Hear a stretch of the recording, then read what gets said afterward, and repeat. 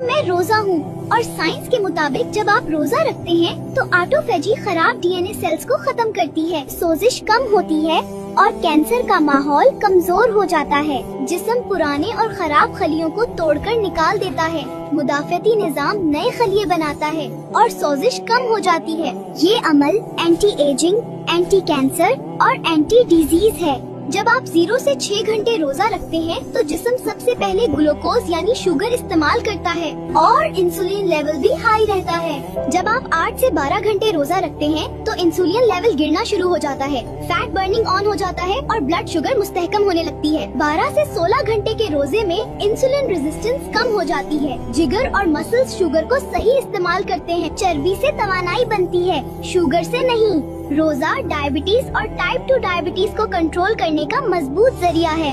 High blood pressure में रोजा रखने से इंसुलिन कम होता है, नमक की मिकदार कम जमा होती है और खून की नालियां रिलैक्स हो जाती हैं। इसीलिए रोजे से नसों का प्रेशर कम होता है और ब्लड प्रेशर कुदरती तरीके से कंट्रोल हो जाता है। मोटापे और पेट की चर्बी के लिए रोजा इंसुलिन को कम करता है, चर्बी जलने लगती है और हार्मोन्स का तवाजुन बेहतर हो जाता है। पेट की चर्बी कम हो जाए तो ब्लड प्रेशर, शुगर और दिल सब कंट्रोल में आ जाते हैं। दिल की बीमारी में रोजा रखने से खराब कोलेस्ट्रॉल कम होता है, अच्छा कोलेस्ट्रॉल बढ़ता है और खून जब मैं रोजा हूँ और साइंस के मुताबिक जब आप रोजा रखते हैं तो ऑटोफेजी खराब डीएनए सेल्स को खत्म करती है, सोजिश कम होती है और कैंसर का माहौल कमजोर हो जाता है। जिस्म पुराने और खराब खलियों को तोड़कर निकाल देता है, मुदाफती निजाम नए खलिए बनाता है और सोजिश कम हो जाती है।